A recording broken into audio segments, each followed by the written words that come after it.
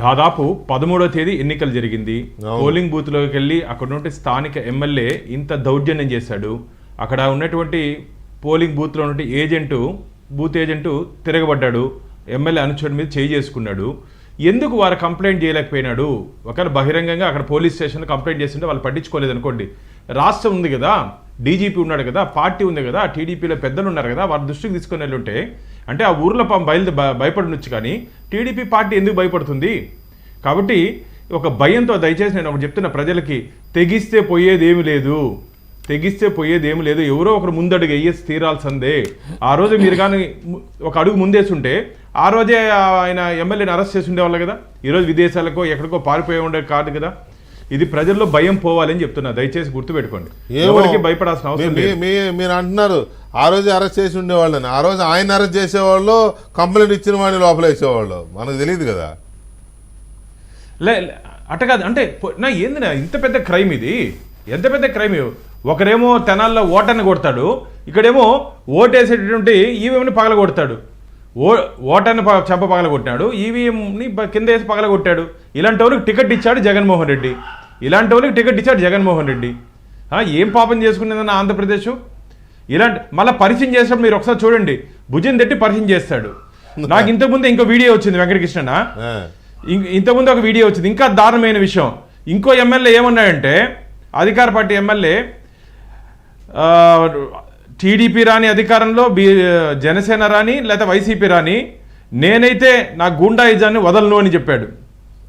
అవును, తాడిపత్రి పెద్దారెడ్డి.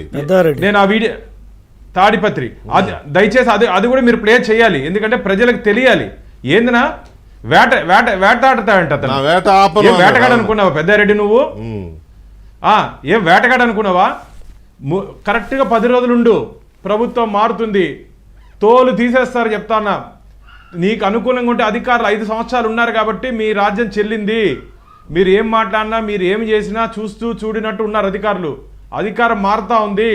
తెనాల్లో చంపబెట్టుకున్నటువంటి ఎమ్మెల్యేకి కానీ, ఈవీఎం పగలగొట్టినటువంటి ఈ ఎమ్మెల్యేకి కానీ వేటాడతానని చెప్పి ప్రజల్ని భయభ్రాంతులకు గురి చేస్తున్నట్టు అధికార పార్టీ మీ ముగ్గురికి ఉంది పండగ, ముందుంది ముసల పండగ. వీళ్ళే కాదు, ఎవరెవరు ప్రజల్ని భయభ్రాంతులకు గురి చేశారో, ఇన్ని రోజులు అధికారులు తమ చెప్పు చేతలో ఉన్నారని చెప్పి ఆంధ్రప్రదేశ్లో ఉంటే ప్రజల్ని ఏడిపించుకు తిన్నారు అంటే మాచర్లో జరిగిన సంఘటనే దీనికి ఉదాహరణ. ఏ విధంగా ప్రజలు భయపడుతున్నారో ఒకసారి చూడండి. ఎందుకంటే పోలింగ్ బూత్లో అధికార పార్టీ ఏజెంట్లే కాకుండా ప్రతిపక్ష పార్టీకి సంబంధించిన ఏజెంట్ ఉంటారు. అక్కడ పోలింగ్ ఆఫీసరు లేచి నిలబడ్డాడు. నువ్వేందయ్యా లేచి నిలబడాల్సిన అవసరం ఏముంది? యాక్చువల్గా ఎన్నికల్లో ఎన్నికల్లో పోలింగ్ ఆఫీసర్కి, రిటర్నింగ్ ఆఫీసర్కి, చీఫ్ ఎలక్షన్ కమిషన్కి, వీళ్ళ ముగ్గురికి ప్రత్యేకమైన అధికారాలు ఉంటాయి. ఆ రోజే వారికి కంప్లైంట్ చేస్తుంటే ఈ అంశం ఇంత దూరం వచ్చేది కాదు. అంటే ప్రజలు ఇంత ఒక భయం గుప్పట్లో నుంచి 5 సంవత్సరాలు కప్పవేయబడ్డారు. చాలా దారుణమైన విషయం. అందుకని చెప్తున్నా, ఆఫ్ఘనిస్తాన్లో ఉన్నాము, ఆంధ్రప్రదేశ్లో ఉన్నామని చెప్పి అనుమానం వేస్తుంది. ఈ వరుస సంఘటన కనుక మనం కానీ గమనించినట్టయితే ఇది చాలా దారుణమైన విషయం. ఖచ్చితంగా ఆలస్యంగా ఈరోజు సిఈసి నిన్ననే దీన్ని నోటీస్ చేయడం జరిగింది. వీళ్ళైతే వదిలే ప్రసక్తే లేదు. పోలీసులు కూడా ఈరోజు కొందరు అనుమానం వ్యక్తం చేస్తున్నారు. ఈరోజు ఆంధ్రప్రదేశ్లో ఉండే కొందరు అధికారులు వీరికి సహాయ సహకారాలు అందించి రాష్ట్రం దాటిచ్చారా, దేశం దాటిచ్చారా, ఇవన్నింటినీ విచారణ బయటపడుతుంది. వీటన్నిటి మీద జ్యుడిషియల్ ఎంక్వైరీ జరగాలి. ఈ రాష్ట్ర పోలీసుల మీద కానీ, రాష్ట్ర యంత్రాంగం మీద కానీ మాకు నమ్మకం లేదు. ఒక హైకోర్టు సిట్టింగ్ జడ్జి చేత జరిగినటువంటి సంఘటనల మీద దీంట్లో ఎవరెవరు ఉన్నారో, వీళ్ళకి ఎవరు హెల్ప్ చేశారో, సూత్రధారులు ఎవరు, పాత్రధారులు ఎవరు, వీళ్ళని తప్పించిన వాళ్ళు ఎవరు, దీని వెనకాల ఆ ఎపిసోడ్ 13th నుంచి ఇప్పటి వరకు జరిగినటువంటి ఎపిసోడ్లో ఎవరెవరికి సంబంధం ఉందో అందరినీ చట్టం ముందు పెట్టాల్సిన అవసరం ఉంది. పెట్టాలంటే ఈ సిట్టు అవి సరిపోదు. ఎందుకంటే అధికార పార్టీకి భయపడి చాలామంది ఉన్నారు. కాబట్టి హైకోర్టు సిట్టింగ్ జడ్జి చేత కానీ మనం కానీ విచారణ జరిపిస్తే ఖచ్చితంగా న్యాయం జరుగుతుంది. నేను మాచర్ల ప్రజలు కూడా దయచేసి కోరుకుంటున్నా, ప్రభుత్వం మారుతా ఉంది, మీరు భయపడాల్సిన అవసరం లేదు. ఆ రోజు దాదాపు 7 ప్రాంతాల్లో ఈవీఎంలు దాడి చేస్తారని చెప్తున్నారు. మొత్తంగా మనం కానీ రాష్ట్రంలో గమనించినట్టయితే 9 పోలీస్ స్టేషన్ల పరిధిలో 33 కేసులు నమోదయ్యాయి. 33 కేసుల్లో 1370 మంది నిందితుల్ని గుర్తించారు. 1370 మంది నిందితుల్ని. కానీ అరెస్ట్ చేసింది ఇప్పటి వరకు 124 మందిని మాత్రమే. ఏమైనారు మిగతా అంతా మీరు ఇంతకుముందు చెప్పారు కేంద్ర ఎన్నికల సంఘం ఏం చేస్తా ఉంది అని. కేంద్ర ఎన్నికల సంఘం అక్కడి నుంచి ఆర్డర్స్ పాస్ చేసే అధికారం ఉంటుందే తప్ప ఇంప్లిమెంట్ చేయాల్సింది ఇక్కడ రాష్ట్రంలో ఉన్నటువంటి అధికారులు. ఇప్పటికైనా సరే నేను అన్నది కూడా కేంద్ర ఎన్నికల సంఘం కాదు, అసలు ఎన్నికల సంఘమే.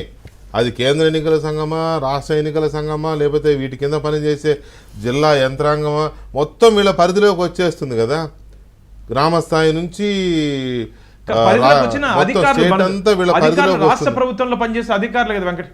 అవునండి, వాళ్ళకి మ్యాన్ పవర్ ఉండదు కదా. అవునండి, ఎలక్షన్ కమిషన్ కి మ్యాన్ పవర్ ఉండదు. వాళ్ళు స్టేట్ లో ఉన్నటువంటి ఆఫీసర్ల మీద డిపెండ్ అయి పనిచేయాలి. ఎన్నికల కమిషన్ పరిధిలో పనిచేసే ఆఫీసర్లు కూడా నిన్నటిదాకా ముఖ్యమంత్రి కింద, రాష్ట్ర రాజకీయ నాయకుల కింద పనిచేసిన వాళ్ళే.